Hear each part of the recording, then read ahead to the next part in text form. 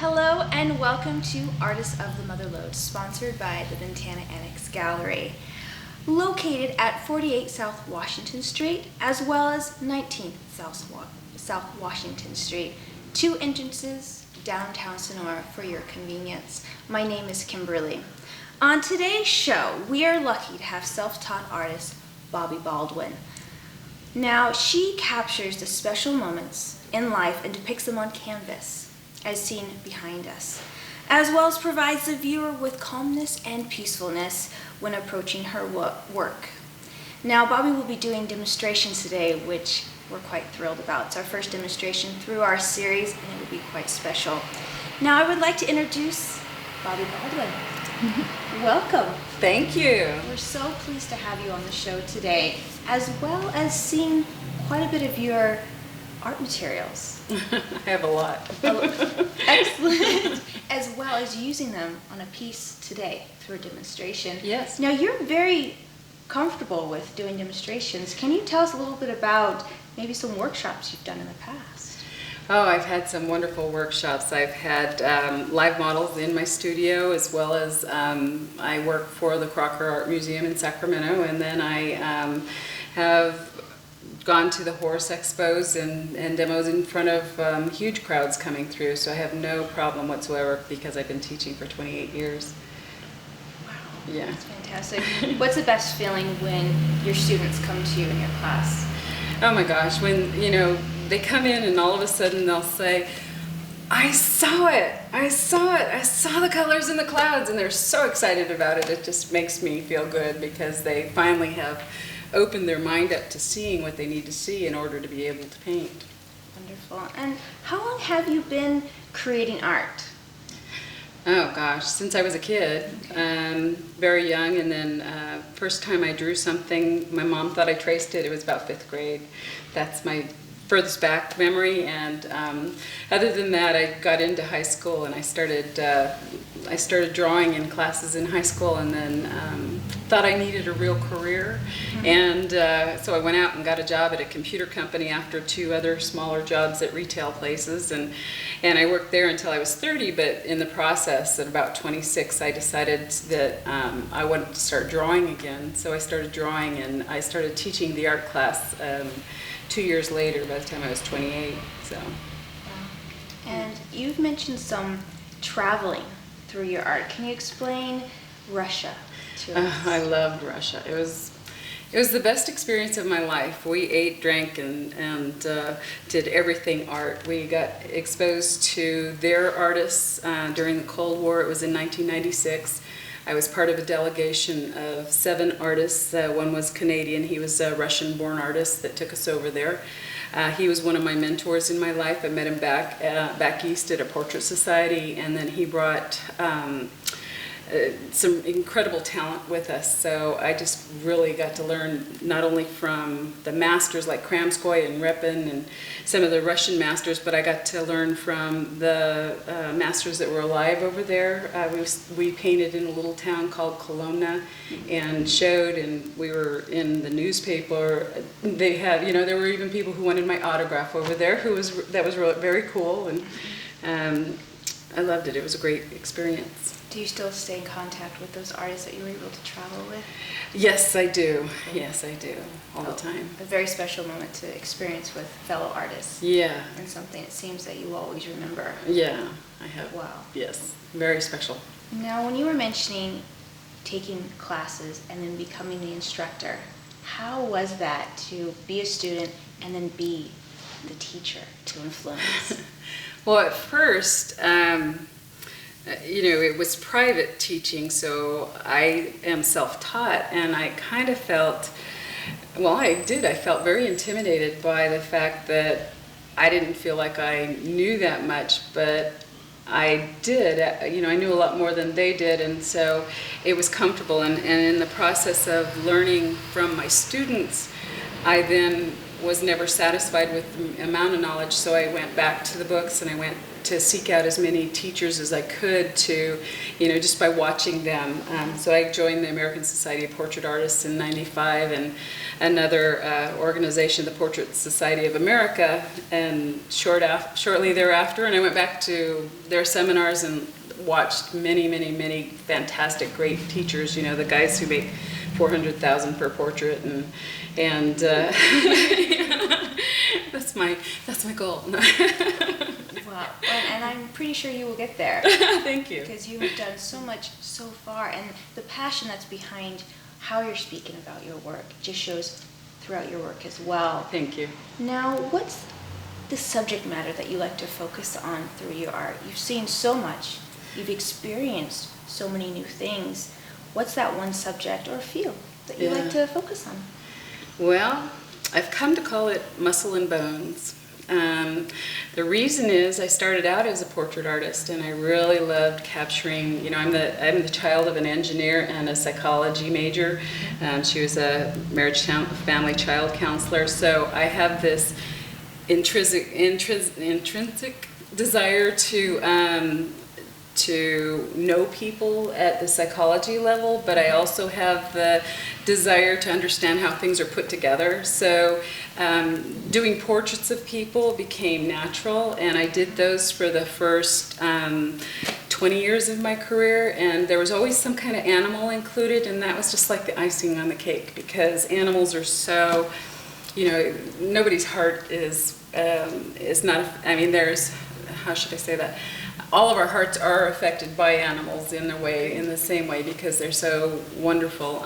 So I started doing horses, and I love horses, and because there's a challenge, I love challenges. So I've conquered people, I teach figure drawing, I've done that to a certain level that the next level is to really understand horses and the movement and the different breeds, and it's very fun. Well, you've picked the right area to focus and to share that here at the Ventana. Tuolumne County is very much known for our beautiful ag up here, as well as our rodeos. Horses are our best friends up here, so you've captured them beautifully. Thank you. Wow, and you have a model behind you. You have a beautiful horse there. Do you go from that, or do you like to be doing some plein air work and being on a ranch and painting what you see? I would love to be out plein air painting. Unfortunately, the horses won't hold still for me. I keep trying to drive them with carrots and apples, but they still won't hold still. So photographs are the only thing, and it's really hard to get the cowboy or the cowgirl in that jump to stay up in the air too, so that's impossible. So I use photographs in the studio, but any chance that I get, I go out and plein air paint as well. Because every time you do something new, just as in I sculpt too, so anytime I do anything new, it brings something back to the canvas and my previous work that just opens up a new realm, a new level of thinking in my work. So there's always, there's never enough hours in the day to do all that I want to do. Of course, I can totally relate. Now with your when I say photos, I was going to go into, you capture the feeling that someone takes through a photo. Yeah. So what you convey on canvas, those feelings, that warmth of what someone sees. Thank you. How do you do that? Well, I've learned that what we see through a camera is not what we see in real life. And because I've worked so much from life, from models, I really understand the difference in light and shadow and cool and warm temperatures of light versus, staying a camera puts detail all the way to the edges of all the photographs so that you really don't get the perspective. If I'm looking at you, then this is in focus to me, but that is not. So my goal is to not only use that in my work, but also to keep my values cool and warm. So I really understand what is happening when we see things in person. It really takes it to a different level.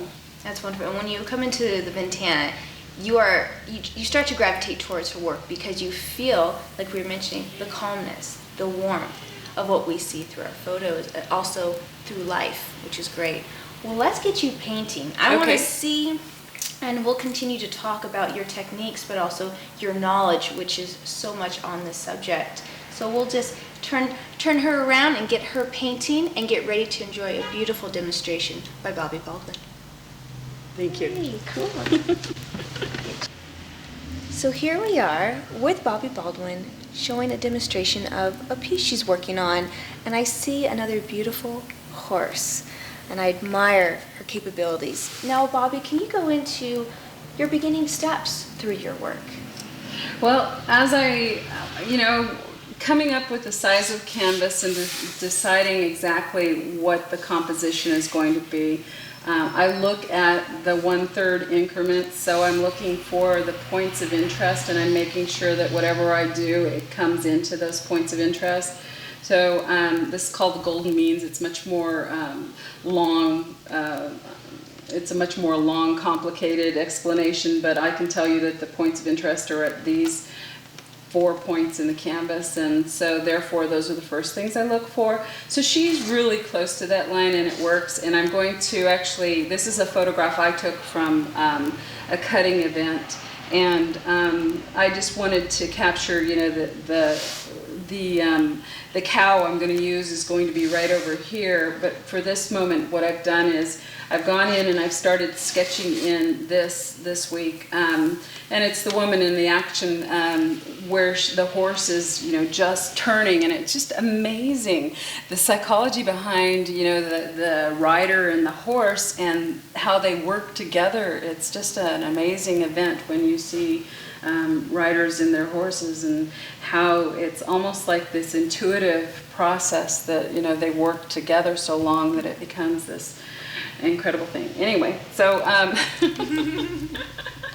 yes, so as I start painting on this, what I'm going to do is I'm just going to use a little bit of turpentine on a paintbrush, and I'm going to start getting in the shadows, because my first goal as I start painting is to actually get rid of the white on the canvas. I don't have the cow in there yet, but I can get that in there really easy. He's much more simple to draw on there than the rider was. Now, what does, may I ask, the turpentine do? Does it... It thins down the paint, and I actually don't use it very often just to paint with, but in the first stages I do. I take a little bit of the Galcid Light, which is this medium right in here. It's additive to your paint. Turpentine generally will break down the binders in the paint, and so you have to fear that it might loosen the pigments below, but as long as I'm using a little bit of oil in it, it'll keep the paint together. But it thins it down so much that I'm capable of putting on a really light first layer and start working in my shadows. And this is the medium of oils? Yes. Yeah. Wonderful. And how long have you been working with oils? Gosh, my first set I got in junior high, and I would never show those paintings. But I do every now and then when I have a student who says, but I've never done this before, and they're so afraid. I'll get them out and go, well, look, it takes work and it is teachable, and so I can show them where I started. But I have been doing portraits since 1980. 1984 is when I did my first oil portrait. And you haven't stopped since, which, no. Thank goodness for us, because now we get to see your beautiful work, which is exciting. And do clients come to you and ask to do some commission work, maybe some horses that they've enjoyed as a child that they want to capture again? Yeah, a lot of times I have people who no longer can ride, dancers who could no longer dance.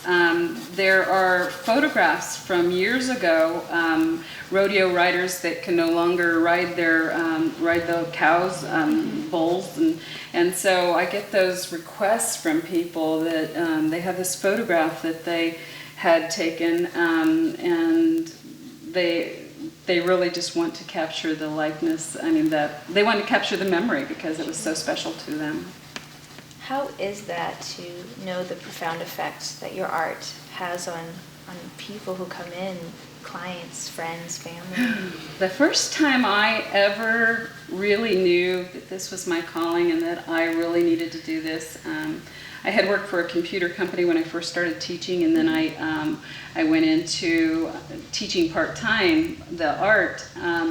But I started doing commissions when I quit working for them. I started doing the commissions, and I did a portrait of someone's mother, and she had passed away. And when I went to deliver it, I mean, this is an entrepreneur that owned a jewelry store, and you know, I saw him as you know, this stoic male, and he cried, you know, and I walked away with this feeling like, you know, I wouldn't trade this for anything in the world, because I had touched somebody's soul that deeply. So to me, when I do this and I create these paintings, it just really does fill my soul, you know.